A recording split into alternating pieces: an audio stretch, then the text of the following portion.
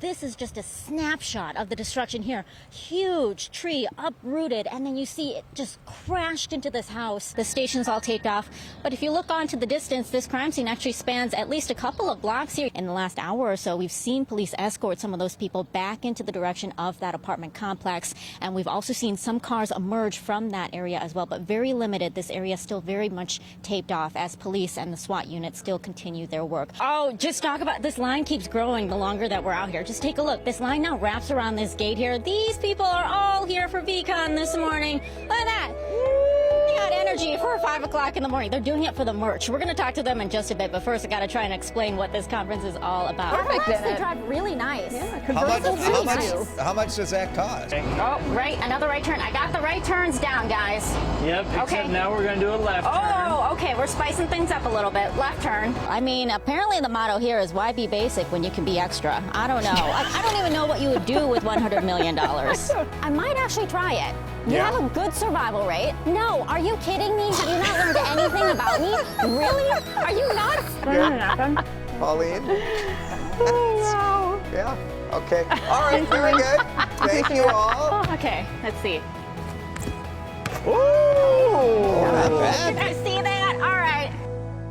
That's where we find our Pauleen Lee this morning, showing us just the incredible view from the ground of that storm's impact.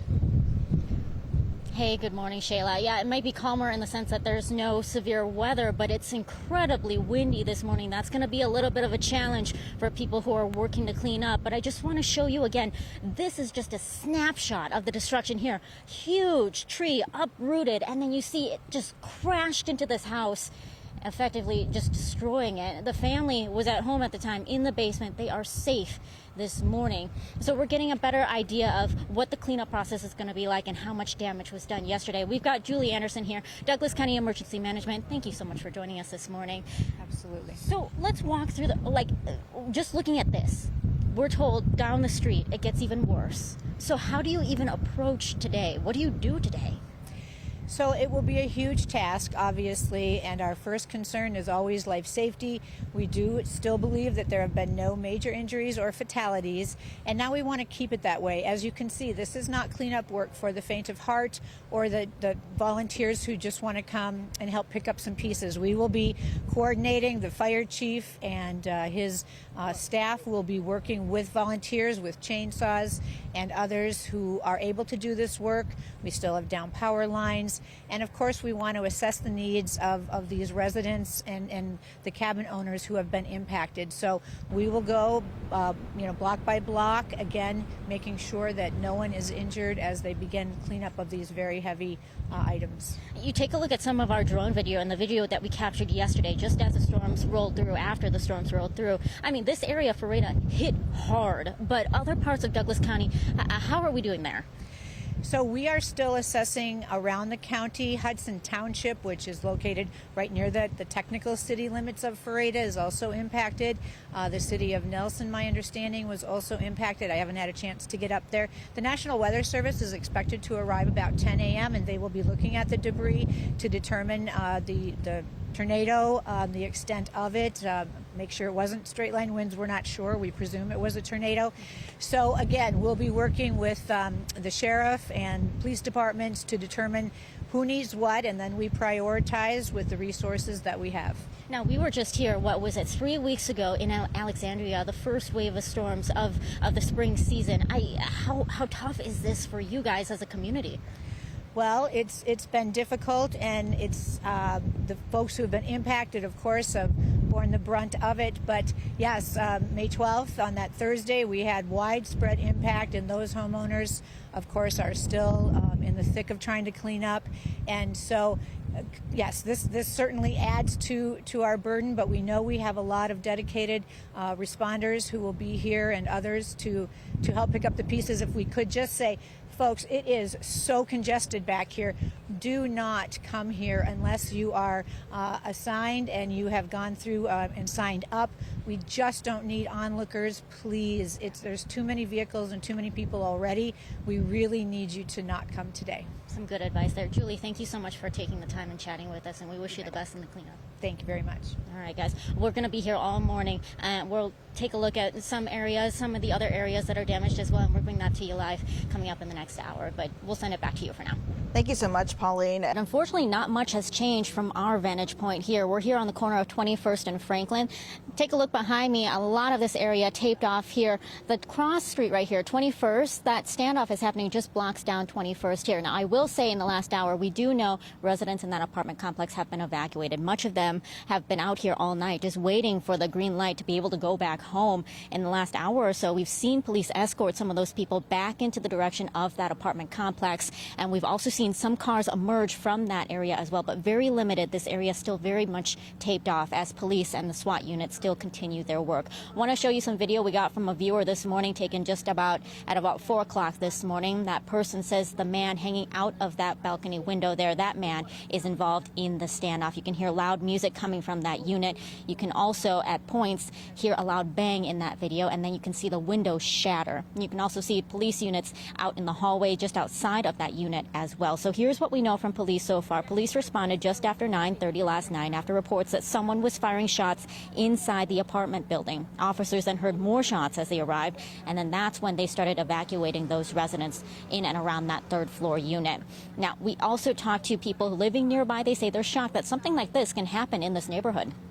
And again, we're now going on 9 hours or so here. Law enforcement asking people to avoid this area. Obviously, we're headed into the heart of the morning rush hour commute here. So if this is in your area, the Seaward neighborhood here, make sure you try and find an alternate route. We were promised an update from police at about 5 o'clock this morning. They have continued to push that back. Still waiting to hear from police. A lot of unanswered questions here this morning, Heather. Any unanswered questions here, Pauline, because the BCA tweeting just in the past hour that there is a officer involved shooting in Minneapolis, but we don't know if it is connected to the scene you're at right now.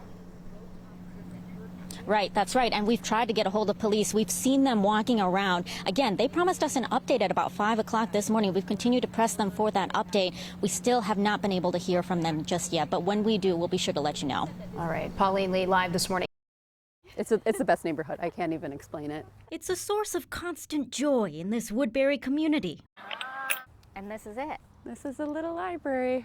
Her contribution to the free book exchange phenomenon. No, it's fun to see which books come through. And an ode to one of the most magical tales that inspired a new generation of readers. So this is Hogwarts. Imagined by Carissa Bates and her family, built by her father-in-law Brad, and painted with the help of a family friend. And there's so much texture on there, like with her bricks and stuff. This Harry Potter-themed little free library isn't just for getting lost in the pages of a good book. Yes. To Carissa, it means so much more. You getting it, Anya? You want to put that one in there?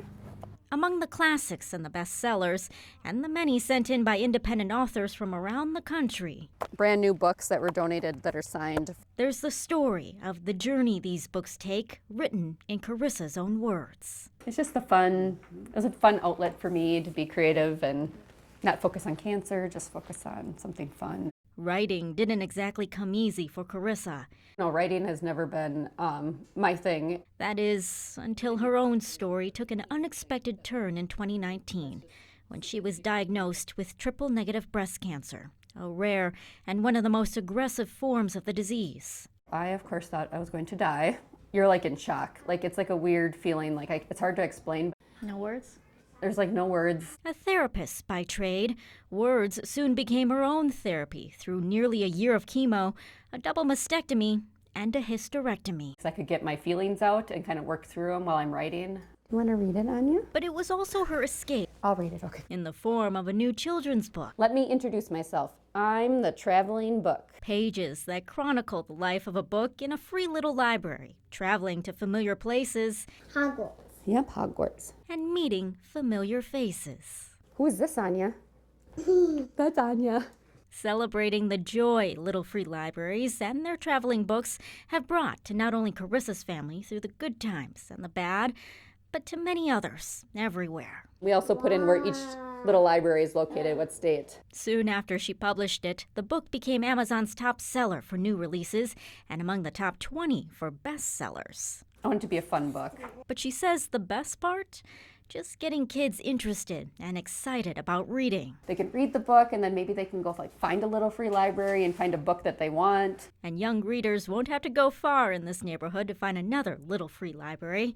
There's already one in the works nearby. So I want a lower one to the ground with board books for our 5 and under so they can actually reach it and dig in themselves. We needed to get the final dimensions down, and then I can go right to work on it. So, it'll be sometime this summer. A new chapter in little free libraries. Hagrid's Hut's right next to Hogwarts, so it only makes sense. Ensuring new readers can develop their own appreciation for the magic in many years to come. I love sharing my story when people read me.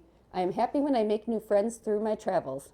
And all of my travels have led me to you. How lucky am I? In Woodbury, Pauleen Lee, WCCO 4 News.